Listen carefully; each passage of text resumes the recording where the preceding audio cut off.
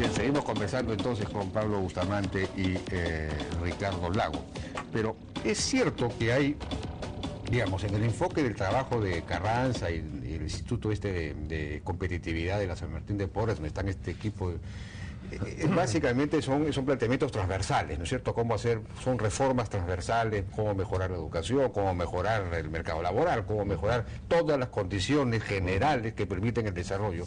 En cambio, además de eso, Porter agrega la idea de definir de alguna manera una visión, a dónde vamos, identificar entonces qué tenemos de único y en qué... por ejemplo, tenemos este cuadro, que habría que verlo, este gráfico, no sé si lo tenemos ahí. Eso es lo que él propone, hacer una propuesta de valor, él llamó una propuesta de valor peruana. Un país seguro, el Perú, ¿qué debe ser? Un país seguro, neutral y pacífico, mejorar la satisfacción de las dotaciones relacionadas a exportaciones.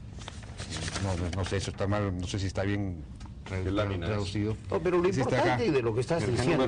¿Qué número es la lámina? Es que eso sale pues, 60. Eso no es. Ahí dice, sí, un centro para el comercio entre América Latina, Asia y América del Norte, un hub, ¿no es cierto? Desarrollo regional con sectores vibrantes, es decir, clusters. En fin, propone esta visión general. Luego, no sé si tenemos el siguiente gráfico. Ahí propone un desarrollo regional con sectores, con clústeres importantes. Los clústeres que propone en general son metalurgia, ropa, cuero, pesquería y productos de pesca, calzado, productos agrícolas y vino. Entonces, en torno a cada uno de ellos, en las regiones, digamos, tratar de que esos clústeres funcionen, ¿no? Mediante rescatemos lo importante, ¿no? Importante es tratar de formular una visión, ¿no? ¿Y por qué es importante una visión? Porque una visión se comparte justamente con la población. Esa fue la gran falla, por ejemplo, del Acuerdo Nacional.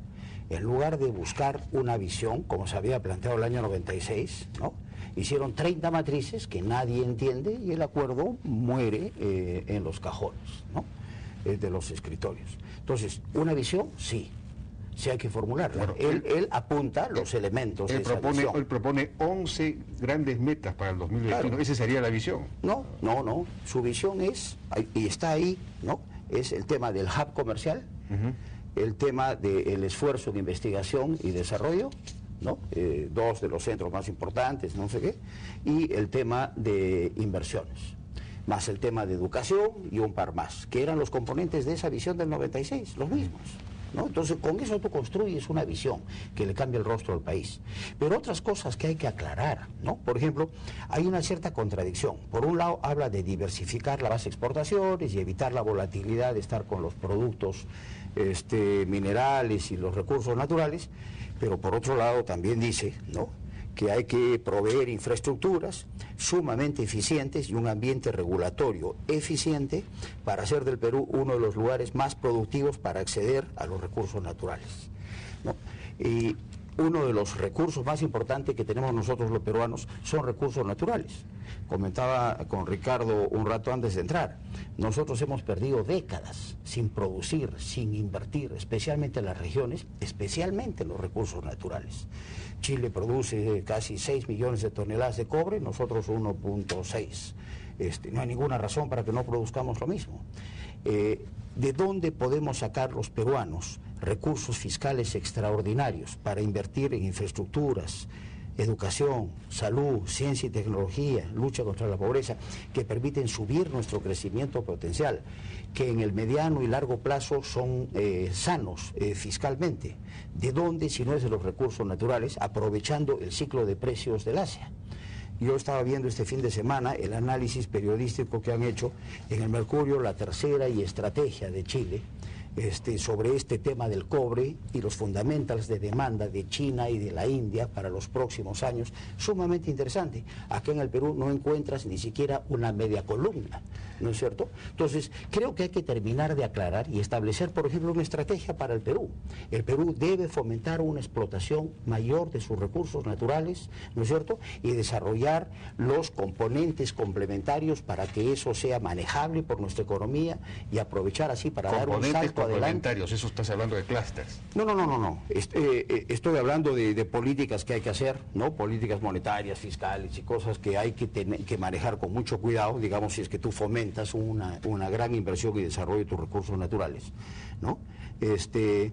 Los clústeres y las integraciones y las cadenas verticales y horizontales se dan naturalmente. No creo en la planificación, como ha dicho Ricardo, coincido con él. Yo creo que la visión es la que debe inspirar la dirección de las cosas. Darle el mensaje a los ciudadanos, darle el mensaje a las empresas, darle el mensaje a los inversionistas del exterior, qué es lo que va a hacer este país, bueno, aclarando ciertas estrategias básicas. Ese es un tema, ¿no es cierto?, sobre el que podemos discutir brevemente.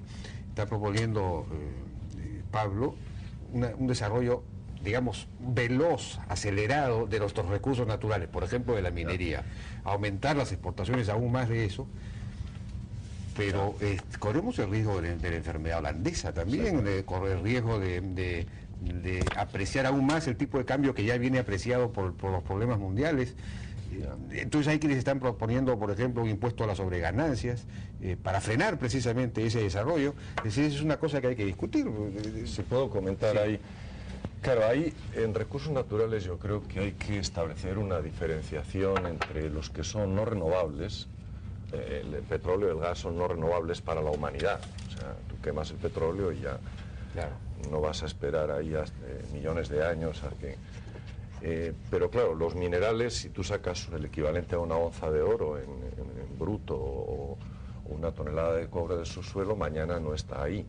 Entonces, hay que distinguir entre recursos naturales en producción sostenible, como la agricultura sustentable, sostenible, como la pesca sostenible, sin sobrepescar, etcétera, etcétera. Esos recursos naturales genuinos que si tú no los utilizas, obviamente es una pérdida neta.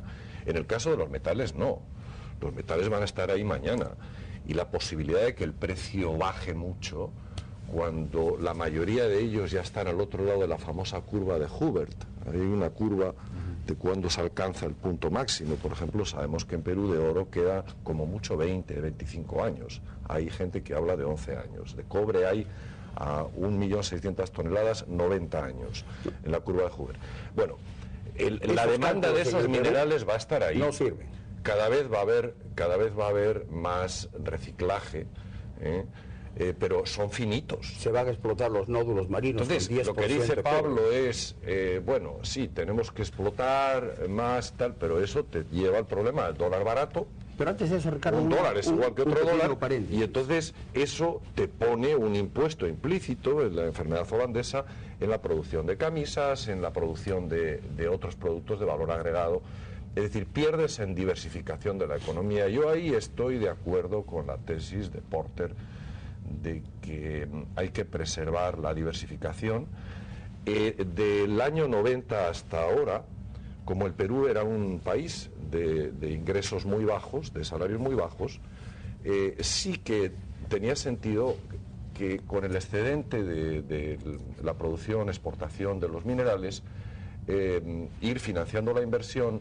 Y como tenías todavía salarios bajos, podía ser competitivo también en textil, en agroindustrias, etcétera, etcétera.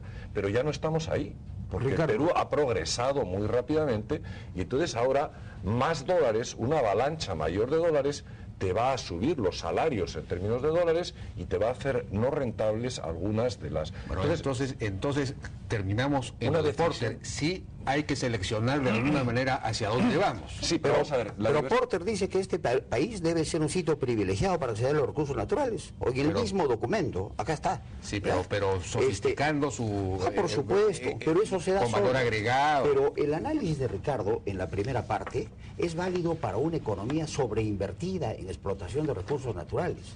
El Perú es un país subinvertido, ¿ok? Entonces, eso de estar diciendo que debe estar mañana la reserva porque no tengo y la tengo que cuidar en un país subinvertido, con potenciales inmensos, no explorado ni siquiera en 20% de su potencial, ¿no? Yo creo que es un desperdicio cuando tenemos obligaciones morales para salir de la pobreza y tenemos acceso a esos recursos. Veamos, sí, más bien los otros temas. Veamos el tema de la enfermedad holandesa, veamos esos temas, cómo los contrarrestamos. Por otro lado, el Perú Perú no solo tiene minerales, el Perú tiene las mejores frutas y hortalizas de la tierra, ¿no? Pues tenemos un clima bendito, tenemos peces fantásticos, ya estamos empezando a exportar paiche, o sea, tenemos muchísimos frentes, ¿no es cierto?, para tener una exportación diversificada de recursos naturales. Y mientras hemos estado haciendo esta recuperación en los años pasados, hemos tenido un sector manufacturero que ha crecido de una manera espectacular. El crecimiento, por ejemplo, de este año, de enero a septiembre, es en manufactura, si no me equivoco, más de 10%, ¿no? Construcción 12, 14%, servicios financieros, los recursos primarios incluso decrecen. Pero ahí, si me permites, Ricardo, tenemos que ir, si me permites, una pausa y regresamos.